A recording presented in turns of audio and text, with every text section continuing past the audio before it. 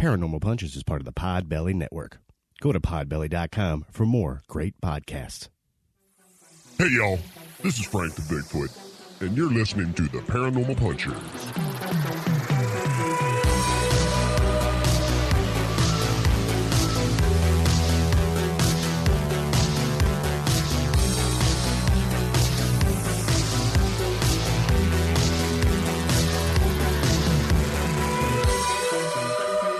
Hey, friends. Welcome to another episode of Paranormal Punchers. I'm Mark. I'm Alicia. I'm Nash. I'm Dave. What's up, everybody? What's up? Yo. On this episode, we're going to talk about something very, very strange, bizarre, kooky. I don't know how to describe it. It's called Gef the Mongoose. Yeah. Spelled G-E-F, not Gef, but Jeff. I would definitely say for about 3/4 of my research, I was like, Gef, that is such a weird name. Why? Who would name this thing Gef? Also, Geoff. Yeah. And I saw it, and I was like, oh, right. No, it's Jeff. Right. This was a suggestion from Kevin J., who's also kind enough to send us hot sauce. Yes. Oh. And we did try Thor's hammer. What'd you think? What'd you think of Thor's hammer? It was nice. It was spicy. It was spicy. It was, how would you describe that, Dave? There was a lot of flavor up front. Yes. And then the heat Just kept came. rolling Yeah, in. it rolled in and hung out a bit. Yeah. But actually super delicious. But it was spicy. It made Nash hiccup. Yeah. And that's my barometer. If it makes me hiccup, then check. But unlike in-laws, the heat dissipated in a good amount of time. So Right. it wasn't like going on and on and on, like, oh my God, I can't get this to go away. It was like, oh no, that was good flavor, nice heat, and I'm ready for some more. Yeah. Did you say it was like the in-laws? Not like in-laws. Oh. In-laws like they show don't up and stay- don't leave. Sorry, Dave did lost. Sorry about that. I was like, it's like Hope the you're not in-laws. listening. They don't stick around. They don't. All right. Well, isn't that interesting? We're going to talk about Gef the Mongoose. We have listener feedback, and we got some, I don't know, news, updates, shenanigans, all that kind of fun thing. What? But first, What was that? what? You just went buzz. Things. Oh, I thought there was like a buzzer or something, or a bee around your head or something. Speaking of buzzers, let's congratulate Nash. Yep. He had another weightlifting meet, and he set a personal record, but also a record in the state, right? Yes, yeah. State record for bench and for deadlift for my age and weight category. Excellent. Yeah, Congrats. and avoided death, which is good. That is always good. That's Yeah. usually That's a plus. that's the plus. Yeah. Yeah.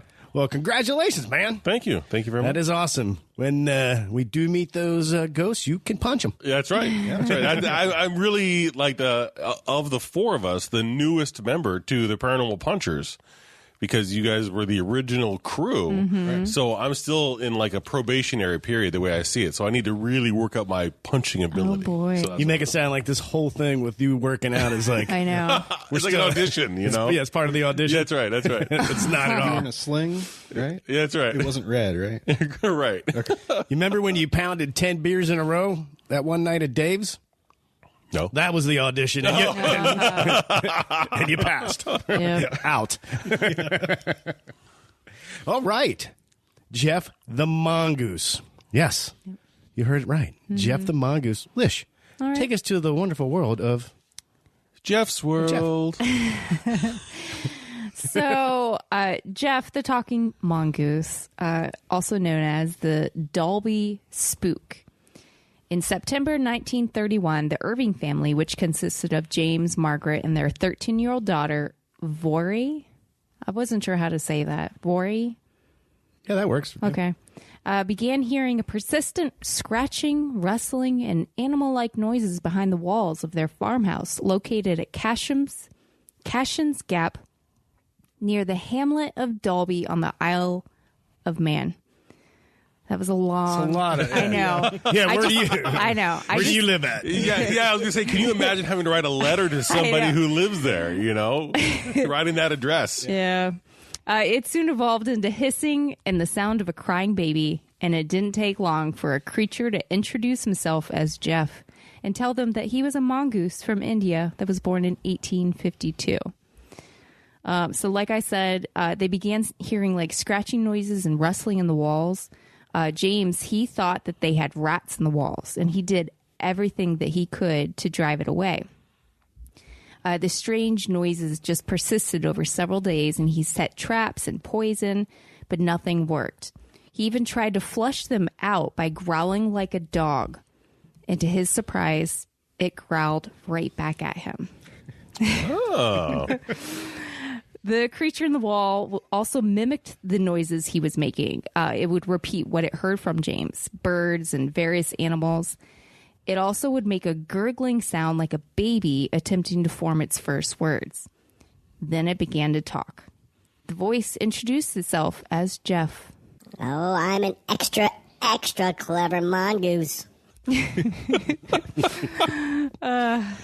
also said he was an earthbound spirit and a ghost in the form of a mongoose, and that he was born in India in 1852. I am a ghost in the form of a mongoose, and I shall haunt you with weird noises and clanky chains. It sounded like there should have been a yo at the very end of that. I like the fact that it's, and I will haunt you with clanky chains. Right. Like, okay. You're like, I didn't know you had chains, but okay, sure. He also proved himself able to sing, read, basic math, and speak in several different languages. I'll split the atom. I am the fifth dimension. I am the eighth wonder of the world. All right. Right. Although James and Margaret both caught brief glimpses of Gef, only Voirrey was allowed to look at him directly. She described him as being the size of a small rat with yellowish fur, a flat snout like a hedgehog, and a long, bushy tail. I am a freak. I have hands, and I have feet. And if you saw me, you'd faint. You'd be petrified, mummified, turned into stone, or a pillar of salt. Gef soon became part of the family. During the day... Why? Yeah. I don't know. Because I think they basically were like, all right, you're not going away. You're not hurting us. You seem nice. Do you want to stay? Yeah. Well, that's the thing. He ends up saying he's not nice. Yeah. So really. are there a lot of like pillars of salt around? I think that's a peculiar saying. Yeah, it's kind of theatrical. It really is. Or biblical, really. I mean, right? I wouldn't mind seeing a pillar of salt because I've never seen one. That's a lot of salt. Yeah. Now, during the day, he would travel the island riding around on the back of axles of buses and cars. Is that possible? Don't axles move? I don't know. Keanu Reeves did it. Okay. In Speed, he was underneath there on that little sled thing, holding True. onto the axle. Okay. I wasn't sure. I thought that it spun. That's a really good question. I wish somebody... Maybe it doesn't. I don't know. I don't know the Do the mechanisms. axles like house the Yeah, there's a housing there. Yeah. Okay. So maybe they don't, but this is... Because I would imagine if you didn't have a housing around it, If things you could get caught on remember, Right. he said he was an extra clever mongoose. So That's true. the answer is yes. Gef could do it. Well, and this was in 1931, so they didn't really have our modern day... Oh, that's what a pillar of salt looks like. Oh, it looks like that. Okay. Okay, well, there you go. And I'm just thinking that the vehicles in this time frame were wagons and such. So the answer would be yes, they would be spinning. All right. Well, in the evening, he would come home and share any news or gossip that he had picked up on his travels. That's right. Gef was going around to the neighbors' houses to see if he could get some gossip and drama to bring back and talk smack about to this family. Okay. Right? Maybe that's why they wanted him to stay. Right. Like, that neighbor of mine, I can't stand him. Go find out what dirt he's got, and we'll pick him out. So when Gef would bring home the information, okay, and you're sitting there have a conversation with Gef the mongoose, and you're like, okay, so Gef, so tell us what happened. But if you look at him, he's going to turn you into a pillar of salt. So Well, I think lots of times he was like in the walls talking to them. Saying crazy stuff like, Yeah. Nuts. Put a sock in it. Chew Coke. What? it's one of the phrases. Chew Coke? Yeah. It's got to be something different in that time, I guess. All right. So the Irvings, they made various claims about Gef. For example, he supposedly guarded their house and would inform them of guests that were arriving or any stray animals that were nearby. If they had forgotten to extinguish the fire in the stove at night, Gef would go down and stop the stove for them. He would also wake people up when they overslept. And whenever mice got into the house, Gef would basically assume the role of a cat, where he would chase them away versus killing them. And he had the ability to shapeshift and even become invisible. And I'm just going to tell you a little story. James and his daughter were home alone in broad daylight when they witnessed an unusually large orange cat that was striped like a tiger. Knowing that it wasn't a normal cat, he followed it into an open field with his gun. As you do, right? Well, a tiger was running around the aisle of 5 different It was names. Striped like a tiger. So it was Garfield the cat. Yeah, basically. So Well, he if you had a fresh pan of lasagna on the table, you'd be hunting that cat. That's true. That's true. The cat then turned a corner and vanished. While relaying the events to his wife later, Gef called out from the walls. It was me, you son, Jim. The Irvings, they would give Gef biscuits, chocolates, and bananas in a saucer suspended from the ceiling, which he took when no one was watching. So, In a saucer suspended from the ceiling. Yeah, But it was a ghost I know. mongoose. I know. And then that means you'd have to like chain something to the ceiling to hold a saucer? Why don't they just put it on a chair? Hey, look, this thing likes sausages too, bro. Well, that's okay. I'm just saying, it was eating them out of house and hold. They also claimed that Gef would regularly accompany them on trips to the market, but always stayed on the other side of the hedges, chatting incessantly. But he was also very cruel or threatening to the family. I could kill you all, but I won't. He also said things like, "Read it out, you fat-headed gnome." I have been to nicer homes than this. Carpets, piano, satin covers on polished tables. I'm going back there. Talking smack about their house. Yeah. Now, the story of Gef became very Read popular. it out, you fat-headed gnome. I'm working on it, Gef. Read it out, you fat-headed gnome.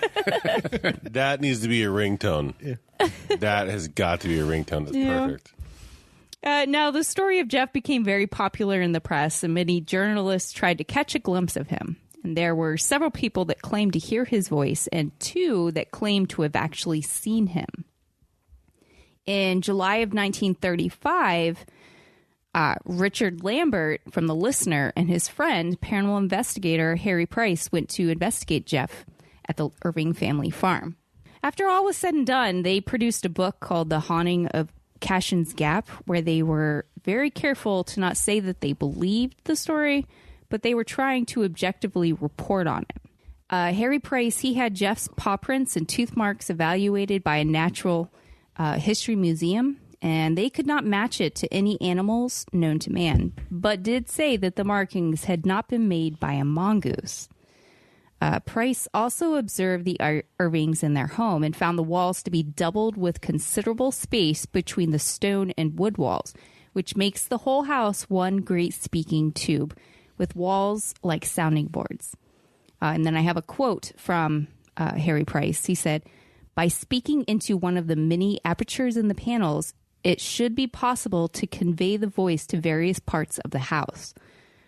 So basically what he was saying is, if somebody was playing a trick, they could do it in another room and Nobody would know. they would not know. Yeah.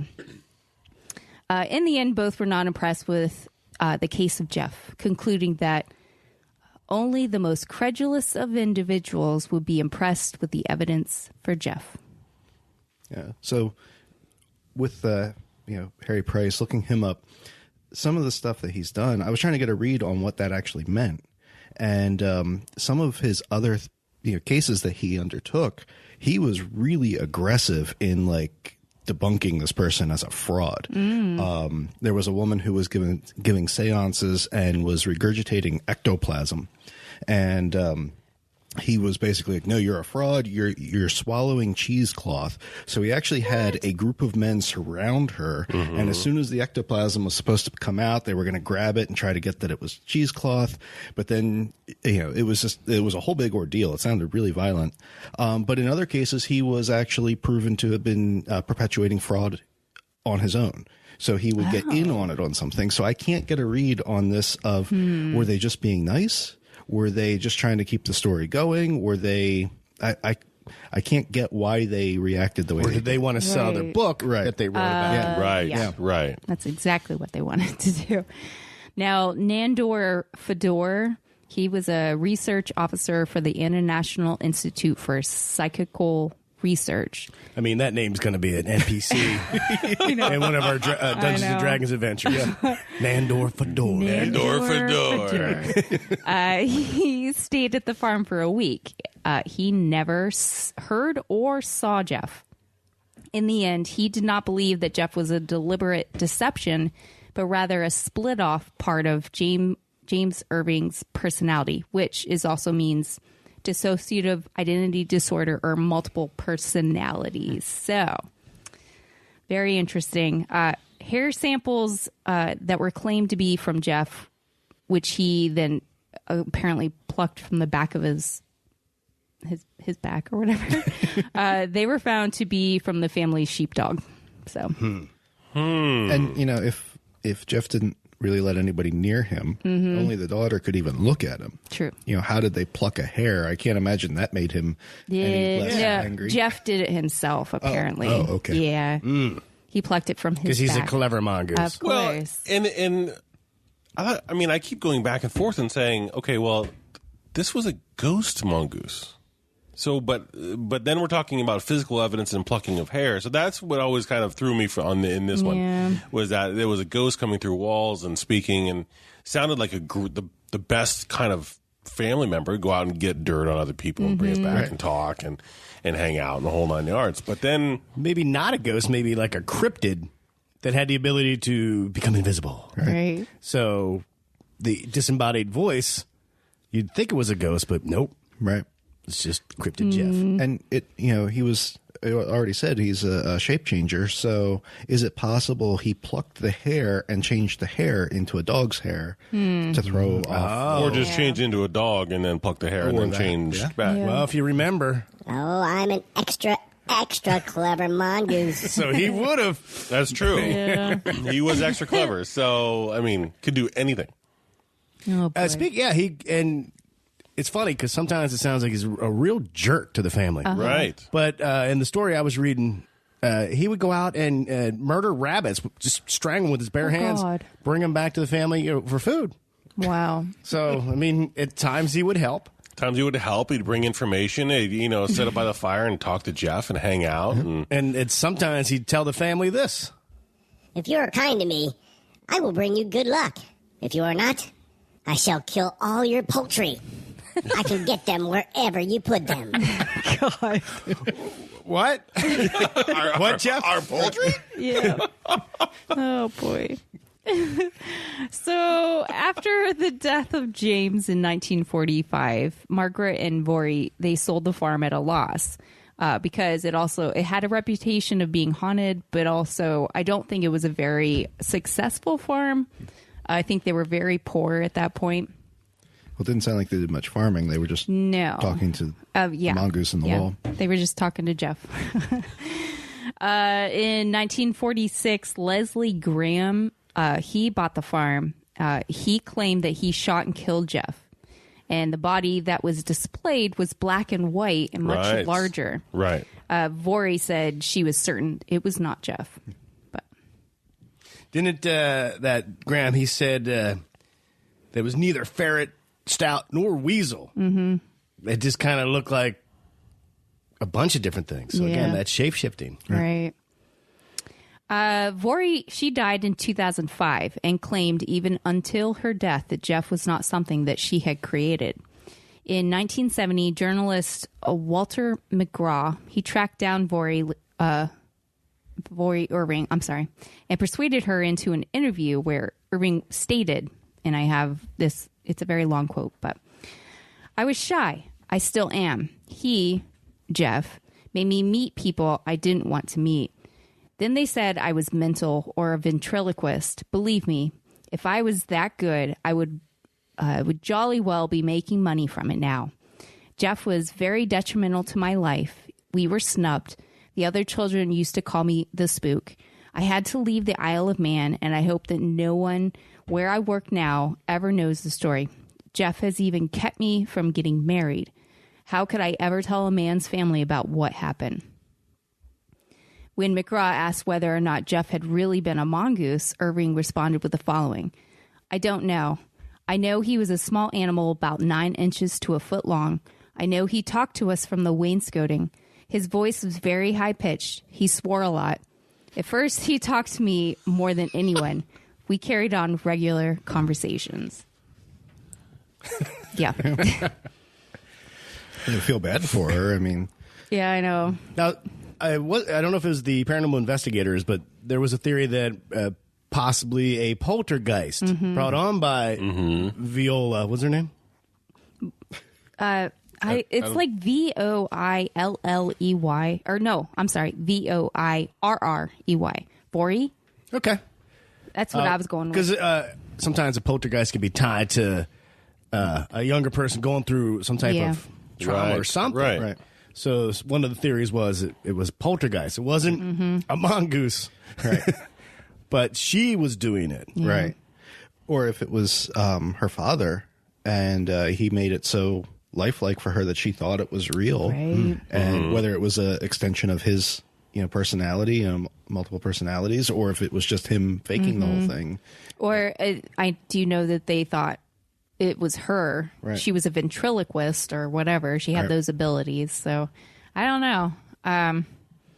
Contemporary media scholar Jeffrey Sconce, he writes that the most likely explanation is that this extra clever mongoose was an imaginary companion created by the Irvings' extra clever daughter. Oh, I'm an extra clever mongoose. Yeah, interesting story. Yeah. Very interesting because it sounds like the source. It could be the source of it. It could be anything. I kind of like the idea of it being a poltergeist tied to the girl, or maybe it was just something from the father. Who knows? But something tied to that girl, and to say it was a mongoose, that's just trying to categorize it, I guess. Because it could have been just something there, and it was just small and localized, and so she thought it was a mongoose, you know? Yeah. Well, he said he was a mongoose, right? Yeah. Oh, that's right. He did say it was a mongoose after all, right? Well, He's clever. He was a ghost in the form of a mongoose. Right. He said a lot of things. He did. Yep. Could you imagine? I couldn't imagine having a dog or even a cat's already a lot of work. If you had a talking mongoose who had an attitude, Right. and at maybe part of the day it's like having a good time with you. Next time he's like, I could kill you, but I won't. I'm like, I'd be just like, Right. What was the I can't believe I can't remember the name of the movie now. With was it Teddy Bear Ted? yes. Ted. Yeah, I Yeah. mean that's kind of what it reminds me. Well, I mean, now if they were smoking weed with Gef on the couch watching TV, that'd be a whole different story to tell. now where is that sound clip, Mark? That's just it. I don't know. Yeah, Jeff going, hey man, this is good stuff. Read it out, you fat-headed gnome. Yeah. Kevin J, thanks, man. It's really weird and interesting. Yeah. I do like the fact that, it hit the papers out there and it became the talk of the aisle. Yep. People were really fascinated in it. And I feel like there's also a book that came out recently. So today, people are still fascinated with this story. Yeah. Yeah. I don't think they know. I mean, yeah, they don't know for sure, I guess, what he was, but most likely it was probably a hoax of some sort. I don't know. Yeah. I'm going that it was actually Finn Rizal from Willow, and that they just lacked the spell to turn him back into his original form. Okay. Now, see, I've actually lived in quite a while ago, out of college. I lived in like a studio, kind of like a small guest house, and the sound of like mice and rats and stuff like that going through the walls, you can kind of tell where they are, almost the size of them and the whole 9 yards, and it's kind of unmistakable. So I mean, I could see that she would say, well, he was, a couple inches long, almost a foot long, because if you hear that thing scurrying up the walls, you can tell exactly where it is. You can knock on the wall where it is and scare it around and the whole 9 yards. But it sounded so much like just a surly house guest that just wouldn't go away. Would go just collect dirt, come back, dish the dirt, and tell you to screw off and eat your sausages. And eat your sausages and threaten your poultry for some reason. I don't really understand the poultry thing, but that's my favorite Gef quote. I'll kill your poultry. If you're kind to me, I'll bring you good luck. If you're not, I'm going to kill your chickens. Right. Although it doesn't sound like either one of those things actually happened, so...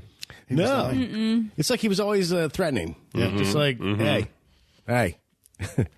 He didn't want to get kicked out. Right, yeah. He was very middle of the road. He just was covering as a CYA on both sides, Yeah, I don't think I would want that mongoose for a pet, though. Right. Well, it would keep you, I don't know, it would kind of keep you engaged. It would tell you some pretty interesting stories. I mean, this was in, 1931, so... For this mongoose to go around town and collect dirt on everybody, I want to know if that dirt was correct. You know what I mean? The rumors that Gef would bring back to Voirrey or whatever her name was that correct information, or was that so completely off, or did she have insight into what was happening in town? As opposed to, from that gathering information from her little, connector to the outside world. I would think that everything Gef said was complete BS. It was all BS. If he was like, you won't believe what Farmer Frank's doing down the street. And I guess in 1931, you wouldn't be able to really figure it out or verify. It was just whatever you thought of. Right.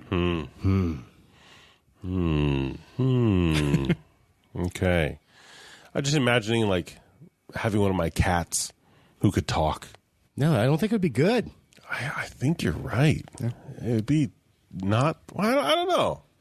It'd be really annoying after a while. I was going to say, yeah, because they'd be like, listen, get up, feed me. Feed me. And if you don't, I'm going to kill all your chickens. Yeah. Actually, that's a good point. I wonder if that's why he was always waking them up if they overslept.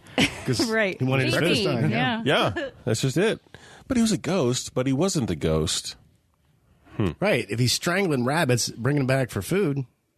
Right.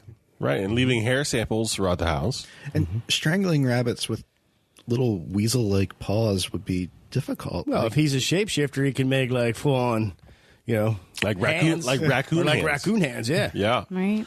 Yeah, if you could shift into a raccoon. Those little suckers are mean. Now, the mongoose, though, can kick the shit out of a cobra. Yeah. So they're little suckers. Yeah. They've got a little... So maybe that's when he was threatening. They're like, don't upset the mongoose. Yeah. Right. It could kill a cobra. It could definitely take us down. Right. So don't. That could be a good bumper sticker. Don't upset the mongoose. Don't upset the mongoose. All right. Or it'll kill your chickens. Well, why don't we take a break and we'll be right back with listener feedback, maybe some more Gef audio clips, some news, and yeah. Nuts. Put a sock in it. Chew Coke. Nash, what is like the one thing that could go wrong on a paranormal investigation? Why, Mark? That's the lack of food. People are putting in their backpack a EMF detector, a flashlight, Yeah. a digital recorder, but if you forget that snack, your whole evening could be ruined. That's exactly right. So, if you head over to mfjerky.com, you can order some delicious beef jerky. And if you use our code, SpookyJerky15, you can save 15% on your order. And it's a big savings. That way, when you're out doing an investigation, you're not going to worry about hunger pains. Your stomach's not going to growl and mess up a possible EVP. Right, right. And like we like to say here, Moses Family Jerky, the best thing to pack on your paranormal or normal adventure. And we're back. All right, here's the thing.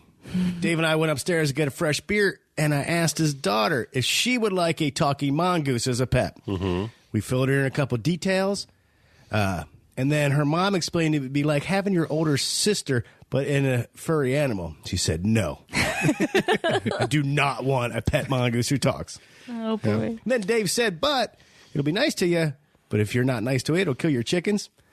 His daughter replied, we don't have chickens.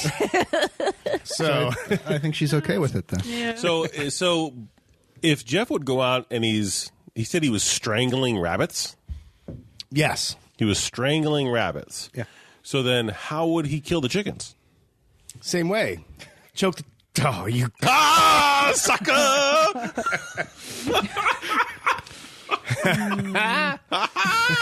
What's up? Oh, boy. How long were you thinking about The that? entire time since we went on break, I'm like, wait a minute. I need to get him to say choke the chicken. Sometimes you can lead the horse to water and Yeah. make him drink. I saw a glint in your eye. It was and I my should've Jedi known. mind trick.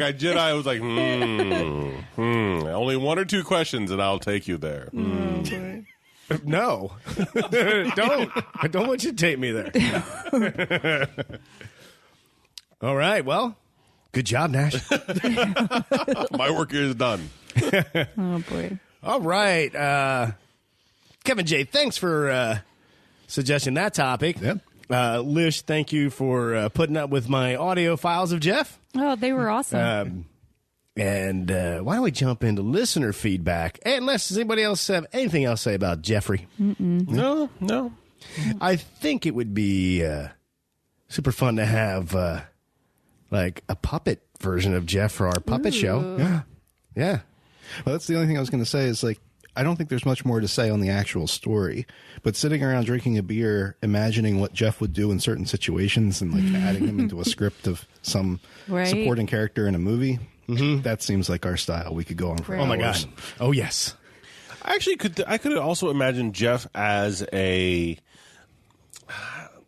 like when your computer goes to sleep, sometimes you can have like a little program that'll come out. If it was like a program on your desktop that Gef would come out and he would just say whatever, or he would move your icons around, or just something that would poke in on your computer and just go, ha ha ha, I'm extra clever, and do something and say random stuff. Oh, boy. Go chew on some Coke, and then move your stuff around because it's a jerk, and then leave.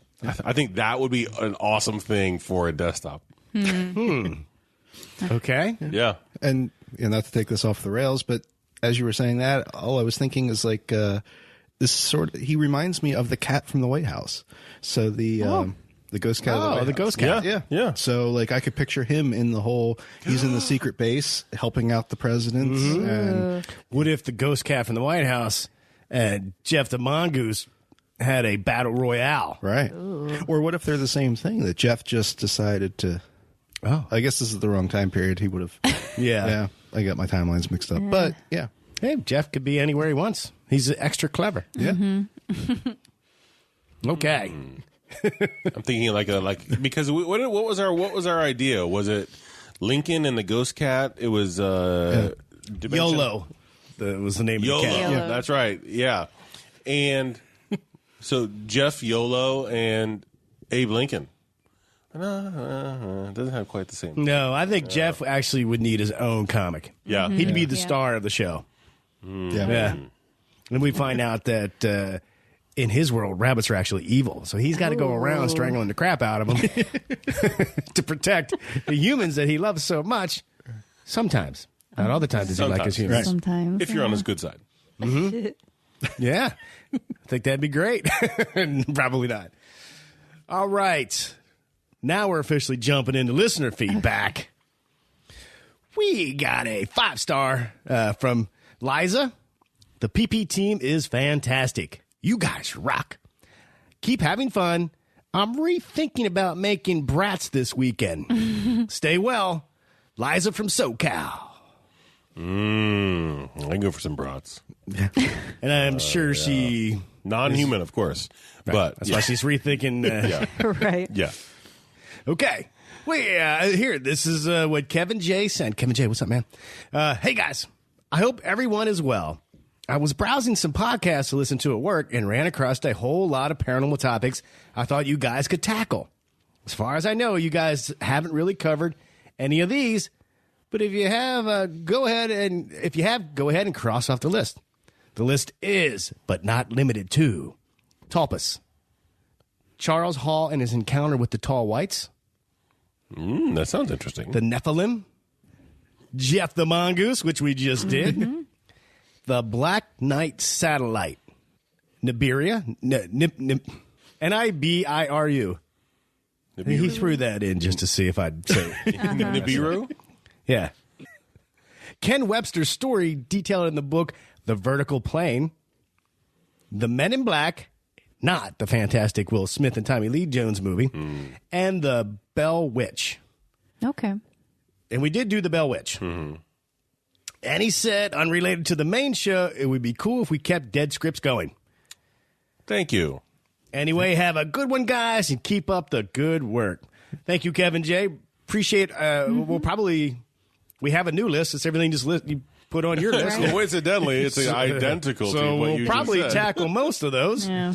And then maybe by the time we get around to Nibiru, I'll be able to say it right. And we are continuing Dead Scripts Rise from the Grave over on our Patreon. Nice. The only reason I made a joke that I was going to kill it because Nash killed it because of his bad impressions. It was just a lot of extra work, and I was having one of those frustrating weeks where I just couldn't sit behind a computer any longer. But Kevin said he liked it, and I was like, you know what? If only just for Kevin. Just for Kevin. Let's keep doing Oh, it. no, if he was the only one that liked it, I liked it. I wanted to keep doing it. So, Yeah. Kevin, thank you for making me put all my whatever's frustrating me aside and go be, like I say, be creative. All right. Let it flow. We heard from Randy K. I love the podcast Paranormal Punchers. You guys are fun to listen to when I'm heading to and from work and whenever I get a chance. Please keep up the good work. Can I ask what the name of your D&D podcast is? Or do you have to be a Patreon to listen? Yes, it is over on Patreon. It's called Terror at Huska Castle. Huska Castle. Huska Castle. It is a Huska hassle. I blended. Castle. Maybe I shouldn't have the second beer. We are going to record another Paranormal Punchers D&D. So there'll be 2 D&D adventures set in the Paranormal Punchers world. Would you guys like to know the title of the campaign that I have written and can't wait to run as your DM? Can we guess? Yeah, you can guess. There's no way in a million years you'd get the title. Okay. You got Alicia, you go first. You guess. Oh, because I'm married to him doesn't mean I know what it is. Well, you have to guess the name. That's what I was saying. You got to guess the name. Nash, I know- what's your guess? Okay. I was thinking of. I had to think of it. Oh, so you put her on the spot first. Because that's what you did to us last time. So I'm going to try so I can think of one really Right. quick. I know Satan's Hollow was a thought, but I don't know if that's it. Okay, no. Yeah, I've got no ideas. You would never, there's no way to guess the name of the campaign. I wrote it. And since I didn't tell you guys about it yet. I figured it had to be in our universe. So I was actually thinking like, what was it? Adventure into the Zone of Silence. Oh, I like that. But no, this Patreon D&D campaign where Dave gets to play and I'll be the DM. Okay. And it could be happening at the same time as the other campaign because you guys all have different characters because we love playing D&D so much. This campaign is called Dimensional Planes, Trains, and the Cult of Cage. Nice. Oh. You guys are in for a hell of a ride. Oh, boy.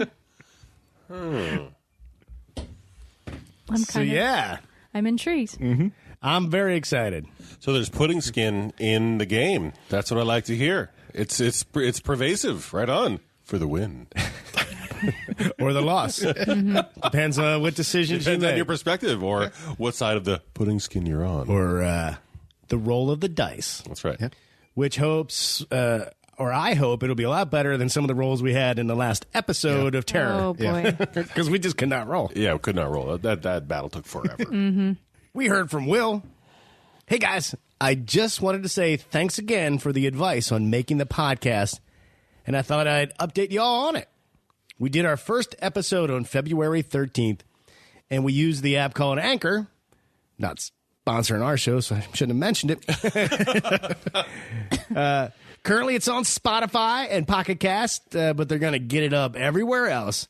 The name of the podcast is the Backwoods Bad Axe Podcast. Nice. All right. And their first episode is on the Bell Witch. Cool. Warning, the first episode was very cringe, but hopefully the more we do, the better we get. Exactly. Don't worry about that first episode. Right. You grow into it. Yep. Just the fact that you did it and put it out there for people to listen to. And again, some try to be critical of it. Don't worry. You did it. Yep. Yeah, just sit back and enjoy it. It will grow organically on its own, and you'll refine and get better and better, and that's how you do it. Yep. Keep at it, man. And I will go check it out. Backwoods Bad Axe Podcast. We heard from Nicole. Just listened to your latest episode, and you guys started talking about some of your favorite sci-fi movies. The Last Starfighter, Enemy Mine, Flight of the Navigator, and Star Trek VI are some of mine, of course. What? Is Star Trek VI the undiscovered country? The one that Shatner directed? Anything after 3 is really questionable. Maybe what are you talking about? 4 is like my favorite. The Voyage Home. Yeah. 4 is pretty good, but it's on shaky ground, okay? I think you're on shaky ground. Oh, wow. Are you sure you have your movies correct? Because the Search for Spock is not that great. Yeah. It was pretty good. The Search for Spock was pretty good. It had Christopher Lloyd in it. The Voyage Home is far better. Than the Search for Spock? Yeah. Oh, my God. With the Genesis? It's way better. No. I'm so sorry. Double dumbass. But then So ends Paranormal. That's right. Looking back. There was a few things that split them up. Well, I mean, then it picked up again with like First Contact and Next Generation, but don't go with the ribbon one. That was really lame, Yeah. Nicole's not done. So let me get back to her message. Sorry. Of all the topics you covered on your podcast, what would you say is your favorite movie based on one of the topics you guys talked about? Surprise. Yeah, say it again. I'm sorry. Of all the topics you covered on your podcast, what would you say is your favorite movie based on one of those topics? I can get us going on this topic. Dave, no. Do not gnash it up. What? No, I don't think that's where I was going. Oh, okay. We talked about the Enfield Poltergeist and Conjuring 2 based on that. And I thought that was a really fun movie. I don't know. Visually, looked strong. Has some good scares. It had the creepy nun. And I'm a huge fan of Vera Farmiga. And what's his name? Patrick, the dude who plays Ed Warren. He's awesome. I can't remember his name. That's I can't think of it. not Patrick Stewart. No. That'd be a whole different movie. Yeah. That's definitely a good movie based on one of the topics we talked about. Nash, what about you? I'm going to go with They Live. With Roddy Piper. Right. Of course I know that movie. I dressed as Roddy Piper for Halloween. I'm going to say They Live because of the aliens are already here, living among us. We don't see them, but they are already here in our society, working hand in hand with our government. and existing in parallel with us now. All right, so you're referencing what we talked about, the reptilian overlords. So they were kind of trying to control us, mind control. I was just saying more in generally. I mean, Trying to tie it to an episode. Yeah. Oh, to an I'm episode. trying to Yeah. help you. I was. If you want to tie it to an episode, then it was the one where we talked about the mountain base, where it was the alien Dolce base. Dolce base. Thank you. That's the one that I was actually tying it to in my head, with the underground network where there's the aliens and humans working together. That's where I was actually going with that. They live. John Carpenter's They Live. Yep. You're trying to Dulce base. Yep. There you go. Because it wasn't only that episode itself spread out. That is where we talked about the underground network that really was spread out worldwide. And so They Live just happened in, what was it? It was in San Francisco, or where did They Live happen? Was it Seattle? It was just an extension of Dolce Base and the underground network. I think that was an extension that you just created there. Maybe. Maybe. Maybe not. Question. All right. Can it be a TV show? I love that. It's almost like it's like became a trivia game where you're trying to. Yeah. Then, well, Nicole, the question is movie, No. but I will allow it. Okay. I'll allow it if you have a really kick-ass answer. I do. Stranger Things. Based on the Montauk okay. Project. Yeah. Yeah, that's super solid. That's a good pick. That's Yep. a really good. better than my pick. Yeah, that's a really good pick. Newsflash. Dave does not like Stranger Things, right? Yes, I know. But what was your movie? Well, season 1. I don't like season 1. Season 2 and 3 I'm good with, but season 1 was... What was your movie? Well, no, that's an excellent pick, Alicia. Dave, what's your pick? Because we're about ready to get off topic. I was like, hold on. I honestly can't think of a single movie that I've seen that goes to any of our episodes other than Harry and the Hendersons. That works. There you go. Go It works, for it. but There you it's- go. Yeah, I mean, like, No, that's perfect. We talked about Bigfoot. it's more the conundrum of I've never thought of this question before, obviously. The Dark of but, Night. Like, how is it that of all the episodes, well, half the episodes I've been on, that I've never seen a movie around these things. Well, you used it like a Dark of Night. You saw that one, right? Yes, The Vast of Night? The Vast of Night. Thank you. Yeah. Yeah, the Vast of Night that had to do with aliens at the very end. But it wasn't a movie. That was a movie It wasn't- review. Yeah. movie based on a paranormal event Yeah. or story. They got sucked up by aliens. Yeah, but, No, but we were reviewing the movie, so the episode was the movie. but In this case, yeah. the question is a movie based on an episode we recorded. So we talked about the Montauk. Yeah. What's it called? The Montauk Project. It's like Camp Hero. Yeah. So no, you can't just say, "Oh, every alien movie I saw qualifies as an answer to Right. this question." Right. Okay. Yeah. Yeah, I'm going to go with Independence Day for Riverside Forest. But originally, I was thinking of a werewolf movie that I found that I watched because of a discussion that we had on the show. Which one? About the show, Wolf Cop. I love Wolf Cop. Yeah. That was a fun movie, but we didn't talk about werewolves being cops. And we did talk werewolves in PA. We had a So if you go there, then I would like to recommend the movie Dog Soldiers. Another yeah. good one. Yeah. Great werewolf movie. Yeah, there's nothing negative I can say about it. The werewolves look cool. Yeah, the whole movie was really fun. I don't want to spoil anything. Dog Soldiers. Do you have a question you would like us to answer, knowing that we won't answer it that well? We might. You never know. Is it movie related or TV series related? Right. Bring it on. As long as it's paranormal related. You know where to find us. ParanormalPunches.com. All the ways to connect with us. We'd love to hear from you. Whether it's, about a movie, about a topic we should research, or just you want to tell us that maybe we should stop talking. So maybe it's time to wrap it up. And what was the name of that NPC character? Nardo? Fardo? Nardo Fardo? From the story of Gef. No, it was close to that though. It was close. It's Nandor Fedora. Yep. Thank you. You have it. All right. Well, so also you're going to meet a character in the next D&D campaign called Nardo Fardo. Since I just said that. Oh, boy. I can't wait. We should get out of here and play some D&D. Until next time, everybody. If it's not weird. It's not worth checking out.